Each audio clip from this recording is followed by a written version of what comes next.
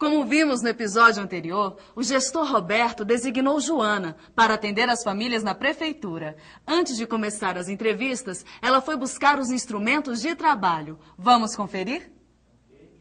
Bom, aqui estão as canetas, a calculadora, o grampeador, meu crachá, o manual do entrevistador. Está faltando o mais importante, seu Roberto, os formulários. Claro, sem os formulários não há entrevista. Aqui está o formulário principal, o avulso 1, avulso 2 e os suplementares. Obrigada, seu Roberto. Os formulários são os principais instrumentos de trabalho dos entrevistadores. Neles estão as perguntas que direcionarão a entrevista e também onde serão assinaladas as respostas. Por isso, é muito importante que você esteja familiarizado com eles.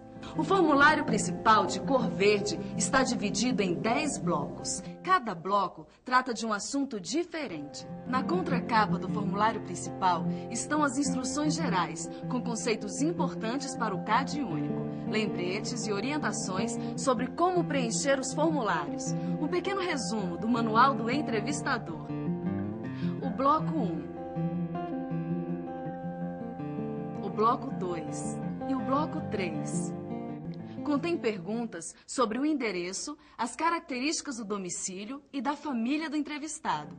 É importante observar que no bloco 3 só é possível listar até 12 pessoas de uma mesma família. No bloco 4, no bloco 5, no bloco 6, no bloco 7 e no bloco 8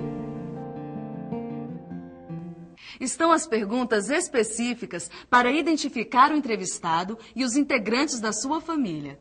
Esses blocos se repetem 6 vezes no formulário principal, o que permite a coleta de informações de até 6 pessoas de uma mesma família.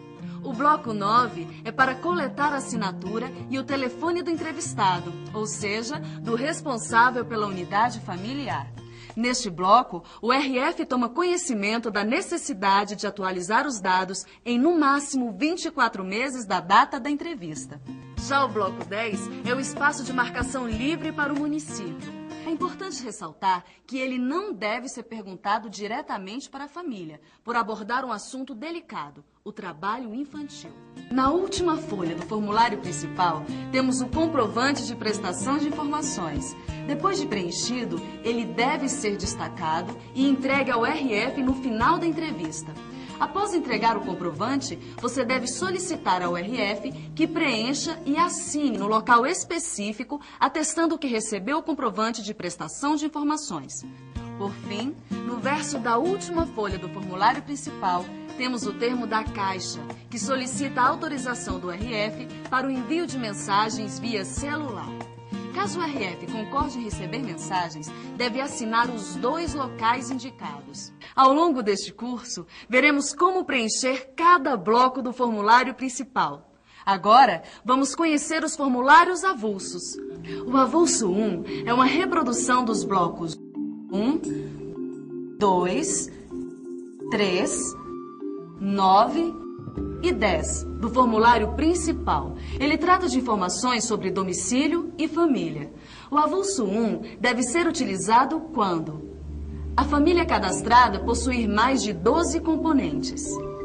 Como o formulário principal só possibilita listar até 12 pessoas, você deve usar o avulso 1 para listar os demais. Assim, nenhum componente da família fica de fora. E também para atualizar dados do domicílio e informações sobre uma família já cadastrada. Já o avulso 2 é uma reprodução dos blocos 1, 4, 5, 6, 7, 8 e 9 do formulário principal. Ele trata de informações sobre identificação da pessoa. O avulso 2 deve ser utilizado quando A família cadastrada possuir mais de 6 componentes.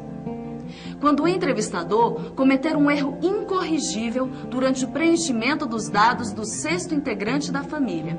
Por exemplo, o entrevistador, por engano, repetiu os dados do 5º integrante da família nos blocos destinados ao 6º. Como no formulário principal só há espaço para cadastrar 6 integrantes de uma mesma família, ele deverá anular os blocos errados e coletar os dados daquela pessoa usando um avulso 2.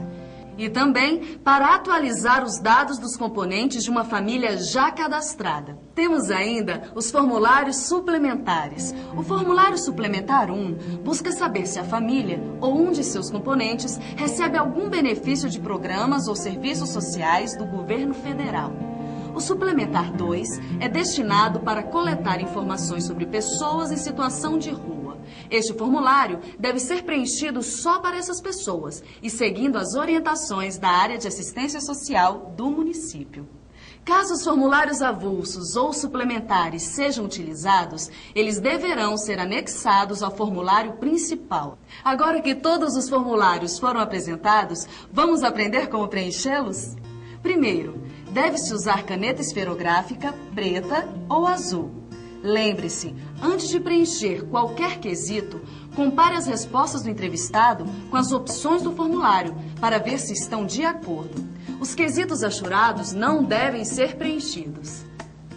Alguns deles têm indicação de salto, ou seja, dependendo da resposta do entrevistado, você deverá seguir a sequência indicada no próprio quesito. Quando o quesito não tiver salto, você deve continuar a entrevista normalmente. Algumas perguntas pedem a marcação da resposta com um X. Assinale então com um X a quadrícula que corresponde à resposta do entrevistado. Algumas perguntas pedem respostas em números. Preencha conforme o modelo de algarismos no topo das páginas pares, começando sempre da esquerda para a direita, deixando em branco as quadrículas que sobrarem. Atenção! Para os registros de valores em reais, os números devem ser postos próximos à vírgula. Nos registros alfabéticos, siga o modelo no topo das páginas ímpares, começando sempre da esquerda para a direita, deixando em branco as quadrículas que sobrarem. Registre cada letra em uma única quadrícula, deixando sempre uma quadrícula em branco entre duas palavras. Caso a palavra não termine na mesma linha, a separação das sílabas pode não seguir a orientação das regras da língua portuguesa. Se o nome do entrevistado tiver acento, deve-se preencher sem o acento. Nunca utilize sinais de pontuação ou acentuação em qualquer campo do formulário.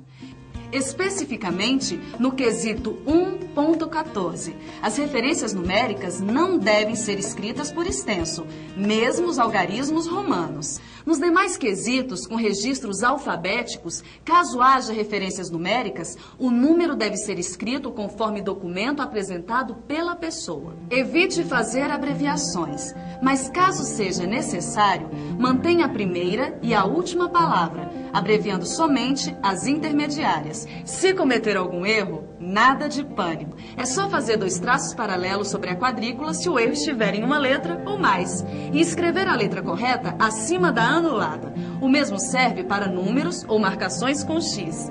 Se quiserem validar uma palavra inteira, 2 riscos horizontais e paralelos. Caso o erro de preenchimento ou outra situação inviabilize o registro nos blocos 1, 2 e 3, anule com 2 traços paralelos todos os blocos e registre as informações em outro formulário principal. O formulário anulado deve ser entregue ao gestor municipal. Caso o erro ocorra nos blocos 4 a 8, anule com 2 traços paralelos e continue a entrevista no espaço do formulário reservado à pessoa seguinte. Se a sequência dos blocos anulados for a última, utilize o formulário avulso 2, como vimos no início do vídeo. Nesses casos, transcreva cuidadosamente todos os dados já coletados na presença do entrevistado. Pronto! Depois de todos os formulários preenchidos, é só fazer um traço na diagonal dos blocos que ficarem em branco, tanto no formulário principal quanto nos avulsos. Isso garante que não vai haver preenchimento de quesitos após a assinatura do RF. Mas cuidado para não anular os quesitos 1.01, 1.02, 1.03, 1.04, 1.05 e 1.06, porque só serão preenchidos depois da entrevista. Falaremos mais a respeito no próximo vídeo. Agora vamos revisar o que vimos hoje? Conhecemos todos os formulários do CadÚnico e quando devemos utilizá-los. O que fazer nos casos de salto, como registrar as informações e o que fazer em casos de erros de preenchimento. Até a próxima aula!